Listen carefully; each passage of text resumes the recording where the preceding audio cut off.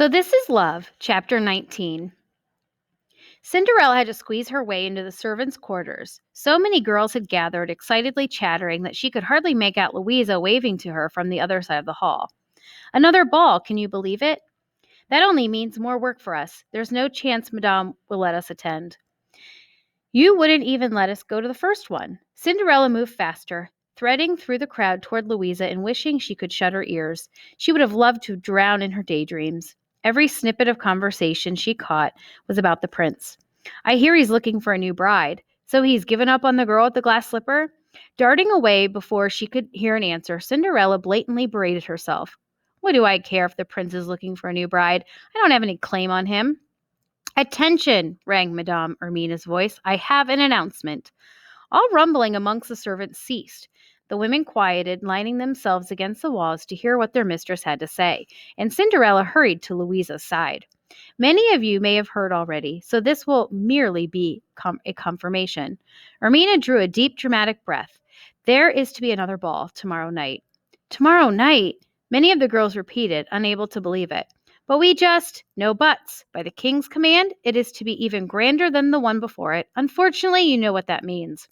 It means we'll be staying all night at the palace, someone protested, polishing the silver and mopping the floors. Your duty is to the crown, said Ermina harshly. Anyone who objects will see themselves with a double shift and half pay for the rest of the month. She scanned the girls, one thin eyebrow raised as if daring anyone else to complain. Then she let out a breath. Now, I know this is unexpected and will mean extra obligations for all. But if it is any consolation, the ball will be in honor of Her Highness, the Duchess Genevieve d'Orleans, and it is to be a masquerade. A masquerade in honor of the Duchess? Cinderella's attention reeled. Had Duchess Genevieve changed her mind about suggesting a second ball to the king? She hadn't said anything about a ball welcoming her to Aurelius, certainly not at such a short notice. Then again, the king's sister had been irritable and curt ever since the night before. Cinderella wondered what could have upset her. You look like you just ate a piece of bad cheese, Louisa said, elbowing Cinderella on the side. I do? Cinderella said faintly. You ought to be relieved. As the Duchess's attendant, you won't have to help with the cleaning or the sewing or the cooking. Only dressing your mistress to the nines, obliging her every whim and fancy, and helping her scour velours for the perfect mask to go with her hair. It took Cinderella a moment to realize her friend was joking. Louisa touched her shoulder. I've heard the Duchess can be difficult. Let me know if you need any help with anything. She isn't so bad, Cinderella replied. When Louisa gave her an incredulous look, she insisted. Really? Before any of you get any ideas, continued Madame Ermina, understand that anyone who is found sneaking off into the ball will be discharged immediately. Her gaze swept across the room. I will not be as forgiving as I was the last time. Aunt spoil sport, Louisa muttered. She turned to Cinderella, whispering, Don't worry, we'll find a way to go. I don't plan on going. What? Before Cinderella could reply, Ermina announced, You are all dismissed. Then she spun to face the two girls. Except you, Cinderella. A word? Cinderella blinked, unsure of what she could possibly want. Ahem, said Ermina, looking pointedly at Cinderella until she glanced down and realized her sash was crooked. Ermina waited until it was fixed before continuing. You've lasted longer than I expected, and it appears Her Highness actually finds you a competent royal attendant. I have determined that you may stay, at least for the duration of Her Highness's visit. Oh, thank you, Cinderella clasped her hands together and nearly hugged Louisa's aunt. It wasn't a permanent position, but it was a start. She'd continue to earn wages, and if she saved wisely, she might even be able to open a shop one day like Louisa's mother. Don't thank me, Madame Ermina didn't smile, but she didn't frown either. That was a start, Cinderella supposed. You do your job, and you don't cause any mischief. Eyes to the ground and ears to the bells. Understood? As if on cue, the Duchess's call bell tolled, clattering loudly against the wall. Now, off you go. Make the Duchess happy so she won't give my girls any extra work before the masquerade. I'll try, Cinderella promised, buoyed by Madame Ermina's newfound trust in her. Unfortunately, when Cinderella returned to the royal apartments, it appeared the Duchess was not in a better mood. There you are, huffed Genevieve. I thought I'd have to send a search party to get you. I'm sorry, ma'am. Madame Ermina called us for a staff meeting. I didn't ask for an explanation, only that you be prompt. Cinderella's shoulders fell. Whatever rapport she had established with the Duchess of Orleans seemed long forgotten. For whatever reason, the king's sister was preoccupied by something that greatly vexed her. It's getting late, and there is much for you to do before tomorrow. Will you need a gown fitted, ma'am? Cinderella asked as she tidied up the spread of teacups and empty plates scattered around Genevieve's sitting room. A gown? Whatever for? For the ball tomorrow night.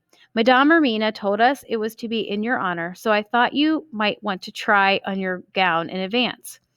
Not now, Cinder Girl. I will tell you when I need a gown fitted. You do not decide. Thinking it would be wise to change topics, Cinderella said, Did you have an enjoyable ride out into town yesterday? She almost added with the prince, but she bit her tongue. Genevieve powdered her nose and snapped the compact shut. What did you do during your morning off, Cinder Girl? Me? She stammered. I went to the library. What for? I didn't ask for any books. For myself, ma'am. Cinderella bit her tongue. Much as she liked the Duchess, she didn't dare tell her she'd been trying to learn more about magic to help her fairy godmother. Now that I'm working in the palace, I wanted to learn more about Aurelius's history and about the people and the portraits I'd seen in the halls. Bah! My family is hardly worth reading about. Is that what's been bothering you, ma'am? What's bothering me is my own business. Let me be. No, wait. A sigh. I'm not rankled at you. Is it the Grand Duke? Cinderella wondered, but she didn't dare ask. I would have thought that after 10 years the palace would have changed. Honestly, had I known that everyone here was still churlish and narrow-minded, I would never have come. Even George, oh, he's been cordial enough to me, and I to him, but we've been dancing around our past as if it never happened. Maybe you should talk to him about it. I should, she gave a morose smile, but pride has always been my strong suit, you see, and George's too. I don't even remember who started the argument. Not that it matters. Thankfully, Charles is more like his mother. He will make a fine husband and father one day. Cinderella's heart quickened a beat, but she said nothing. One day soon, added the Duchess. George is eager to have his son wed. Maybe tonight Charles will meet someone. Cinderella looked up at the Duchess. Summoning her courage, she said, Do you think the girl with the glass slipper will return? Do you think she should return? The Duchess wrinkled her nose. If you ask me, it'd be best if my nephew never saw that girl again. The words stung Cinderella. Yet how could she blame the Duchess? To her, to everyone, the identity of the elusive young lady dressed in a moonlit blue gown and glass slippers, who had riveted the entire ball and captured the heart of the prince, was a mystery. And the greater puzzle was why she, Cinderella, had vanished, leaving the prince heartbroken. Even Louisa was fascinated by the runaway princess. Fascinated and also incredulous. She must be very rich and very powerful, she'd said one evening, while Cinderella was helping her finish some mending in the servants' quarters. Who else would run away from a chance to marry the Prince of Aurelius? Maybe she isn't either of those things, Cinderella reasoned. Maybe she was just a regular girl like you or me, who stumbled upon the chance of a lifetime to go to a royal ball. Regular girls like you or me don't have a gown so fine, especially not one that fits so perfectly, said Louisa sensibly, taking a seamstress's point of view. Someone could have given it to her. Ha! Then Louisa tilted her head, considering. Let's imagine you're right. Let's say she's a common girl like us. Maybe she fled because she was afraid. Afraid? It'd be the only reasonable explanation. Say the prince fell in love with me. I'd be thrilled beyond all measure. But, well, I'm not so naive as to think it would amount to anything. A prince marries a princess, not some palace seamstress. Cinderella couldn't think of a response, so she'd simply nodded, her neck wooden as her head bobbed up and down. Only she knew the truth. She'd fled because of what her fairy godmother had told her. The magic only lasted so long, and her magnificent clothes and carriage would become rags and a pumpkin upon the stroke of midnight. Then again, more than once she'd wondered what would have happened if she had stayed past midnight. Would Charles have accepted her, or would the sight of her in rags have mortified him? Maybe Louisa was right. Excuse me. And she had been afraid. Maybe she didn't want to know the answer. It was better this way, keeping the prince as a cherished memory. She needed to protect herself. She'd experienced enough heartache to last a lifetime. She returned her attention to the Duchess, who had dipped into her armoire, flipping through the many fine garments she had brought to the palace. Everyone is inordinately obsessed with this girl, said Genevieve, unaware that the thoughts spooling in Cinderella's mind. Another reason to hold a second ball. Charles needs to move on and forget the spineless glass slipper lady. Spineless, Cinderella echoed, heat rising to her cheeks. Why do you think she's spineless? A girl who runs off on my nephew must be hiding something." "What if she didn't know he was your nephew?" asked Cinderella carefully. Genevieve lifted a skeptical eyebrow. "Even so, a potential princess of Aurelius cannot afford to have secrets. The court would eat her alive if she were anything less than perfect. Trust me, I would know. She must be a model of courage, grace, and virtue. A princess who runs off like that and refuses to come forth is not a paragon of any of the three." "I'm sure she had a good reason." "Believe what you wish," said the Duchess, withdrawing a deep emerald gown from her closet. "Have the collar mended before the masquerade. I don't see a fitting.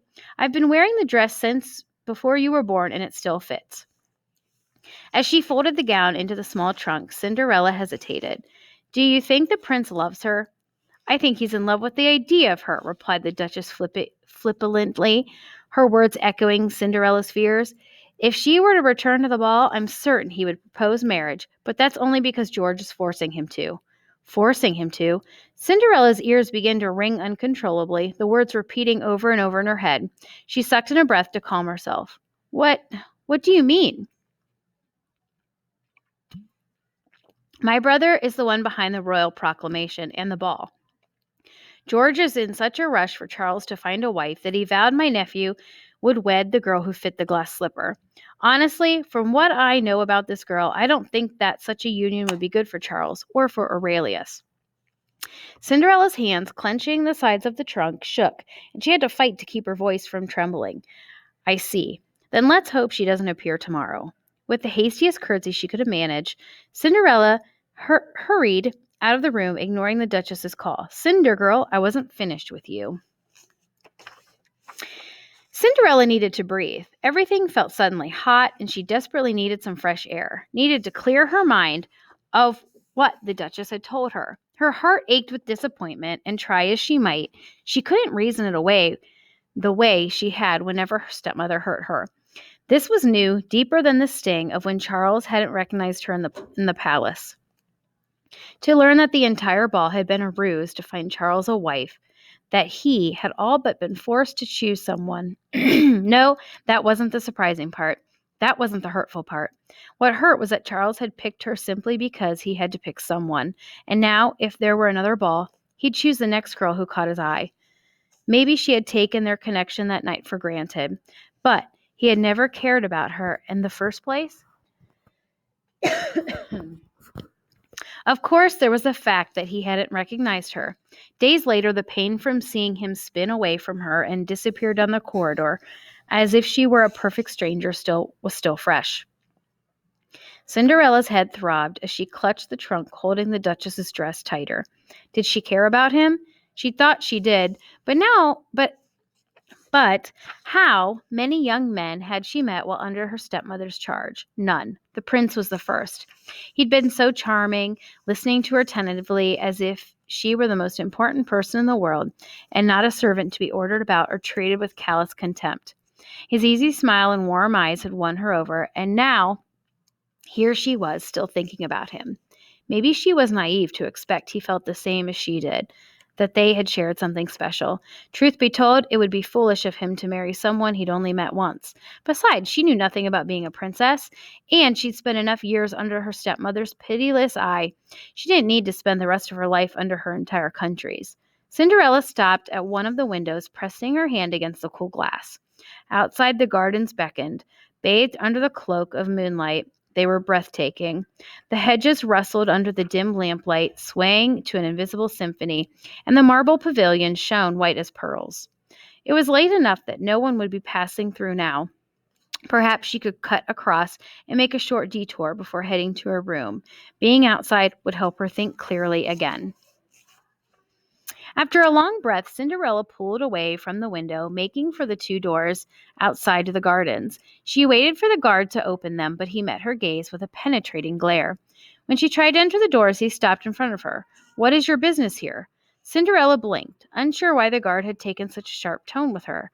"I wanted to walk out into the gardens, back to the servants' quarters." The guard peered at her as if she'd uttered the most foolish thing he'd ever heard. Servants are not permitted to access the royal gardens, not without express permission. Cinderella took a step back. "So the entire garden is off limits, even to the staff? But it's even larger than the palace." "The palace is not yours to roam," the guard admonished. "There are rules to respect, traditions to honor." Cinderella raised her chin, but she knew it was no use arguing. Without another word, she turned away and continued to her quarters, her heart even heavier than before.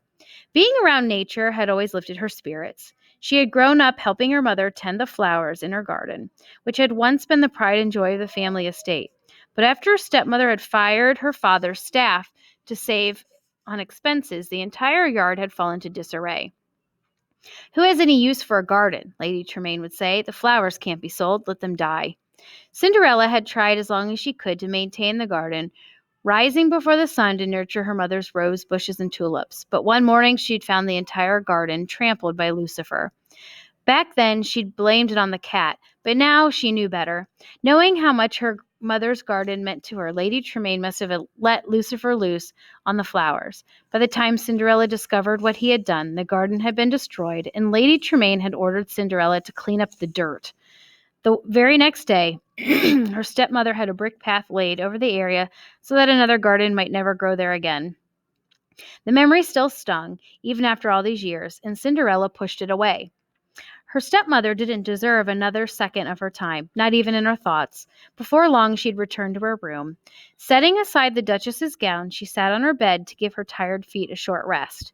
Work in the palace wasn't half as strenuous as it had been at home, with her stepmother and stepsisters, yet Cinderella hadn't been sleeping well. There was so much she'd missed during the unhappy years with Lady Tremaine. Now that she was free, there was so much she wanted to do. There was so much she could do. She wanted to see the world and to help others who might have felt as lonely and trapped as she had. She didn't want to have to force herself to smile anymore, just to bear each day. She wanted to find out what truly made her laugh, what truly made her happy. She wanted to get to the heart of things, to find the truth instead of turn a blind eye. She drew a deep breath then, wiping the tears from her cheeks, and got up from her bed. Duchess Genevieve must be wondering what had happened to her. Cinderella faced her reflection in the mirror. "I'm not alone anymore. I have Louisa, the girls from the palace, even Duchess Genevieve." Then why am I still crying? Because every time she dared hope for something, for some glimmer of happiness, it slipped her grasp, almost like stardust. Whenever she reveled in something of her father and mother's, Lady Tremaine sold it or destroyed it.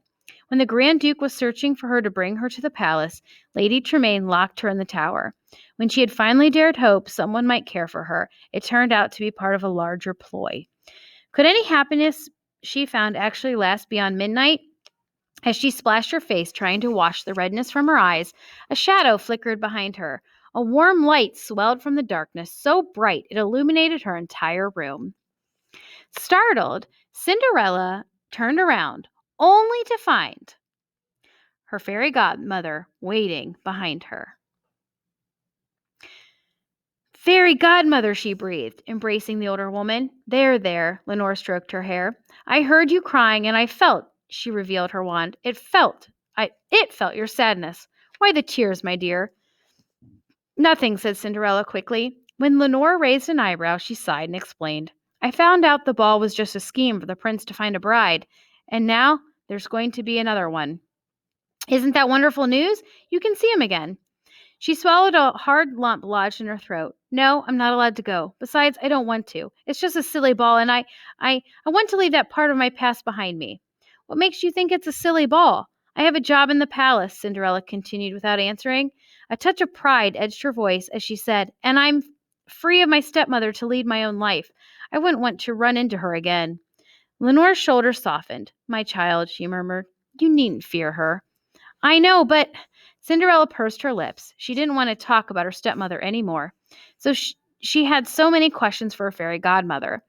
"I have another dream, too. One to help people like you." "Like me?" "You told me that magic was forbidden, and I went to the royal archives. The librarian said that everything to do with magic had been destroyed." "Oh, fairy godmother, what happened all those years ago? What happened to magic and to you?" Lenore sighed, taking a moment to gather herself. Then she looked at Cinderella with a sad glimmer in her eyes. "When I was your age, there were many fairies in Aurelius, good ones mostly. We fairy godparents were once emissaries to the human world, using our magic to help keep the peace across kingdoms. But there were a few rotten fairies, ones that caused mischief with their curses and dark magic. Because of them, the people of Aurelius started mistrusting us as a whole. The situation became so dire that they began hunting us and killing us. Fairy Godmother swallowed visibly, and Cinderella reached out to comfort her. I didn't know, she said. You couldn't have. The King's Council has done its very best to wipe magic's existence from the entire country. Most people have already forgotten what it was like. Did everyone have a fairy godmother like you? Not everyone, she replied, but your grandmother was good to me, and when others began to hunt my kind, she sheltered me so I could stay in Aurelius. And when she gave birth to your mother, I swore to repay her kindness by watching over Gabrielle and becoming her godmother, a connection that is not forged lightly. Sadly, as things grew worse, I had no choice but to leave. When I finally gathered enough to return, Gabrielle was all grown up with a daughter of her own. Is it still dangerous? Should you be here? I don't want you to get in trouble, Fairy Godmother. Oh, child, Lenore laughed sadly, not quite answering the question. I owe your family so much. What I regret most was not being here when your mother needed me. Cinderella held her breath as her fairy godmother went on. You meant everything to Gabrielle. After you were born, I thought she'd finally achieved her happily ever after. I'll never forgive myself for that mistake, for thinking I could find some new goddaughters and godsons in other kingdoms, and they could replace your mother in my heart. It wasn't your fault, Cinderella said gently. You were forced to leave. I was a coward, Lenore said. I was afraid of losing my wand. It becomes like a part of you, magic. And we fairies had decided long ago to leave or else risk losing our wands, or worse. So we left. I left before magic became illegal. Others were not quite so lucky, forced to leave their homes, their loved ones, with no plan in place. Lenore removed her hood, letting it settle over her shoulders. Years later, I sensed something was amiss with my Gabrielle. I borrowed enough magic to make a quick trip back to see her, and lo, upon my return, I learned your mother had fallen gravely ill. I arrived the day your father took you away so you wouldn't catch her sickness. I stayed with her as long as I could, but there was nothing I could do. And for the first time, I could understand why so many resent my magic. Why? Because magic can only aid someone's fate, not change it. Cinderella's chest tightened, and my mother's fate was to. Yes, my child, I'm afraid so. Lenore turned aside to wipe away the moisture from her eyes. After Gabrielle passed away, I was so grief-stricken that I did not visit your father's household for many years. I convinced myself it was just that, the inevitable sorrow that follows a loss, which explained the shroud of darkness emanating from your household. Too late, I learned that it was so much more. I blame myself now for the years you endured under that awful woman, her stepmother. Cinderella inhaled. She clenched her fist, anger stirring inside her when she thought of all the years she'd endured under Lady Tremaine's cruelty, and all the years her fairy godmother must have endured because of the country's twisted thoughts about magic. It's not your fault, said Cinderella, taking her fairy godmother's hands in her own. You've already done more for me and my family than we could have ever asked for. I am in a better place now. Yes, said Lenore quietly. She shook her head. But remember, happiness isn't just a smile. You can't force it to come true. It's okay. The words made Cinderella's heart ache. I wish I'd realized that earlier. Lenore squeezed Cinderella's hands. Do what makes you happy, Cinderella. That is what I want for you. That was what I was hoping to help you with when I first came to you. Go to this masquerade ball with your new friends. Put on a pretty gown and dance the night away. Sneak out into the royal gardens and drink tea under the moonlight. Get lost in the streets of Valours and spend some of your wages on something that'll make you happy to look at every morning. Even the small joys are worth cherishing, and they will lead you to greater ones. I want to help you, said Cinderella. I want magic to return to Aurelius. Lenore shook her head sadly. That would take a miracle. You once told me miracles take a little time. Perhaps not this one. Cinderella wouldn't give up. Why does the Grand Duke hate fairies so much? Why did the king exile you from Aurelius? That is a story for another time, Cinderella. Her godmother patted her shoulder and then, with a flick of her wand, began to vanish. Focus on your own happiness. Find your own miracle. But, Cinderella started. Lenore stopped her with a sad smile. Then the fairy godmother touched her forehead to Cinderella's and disappeared.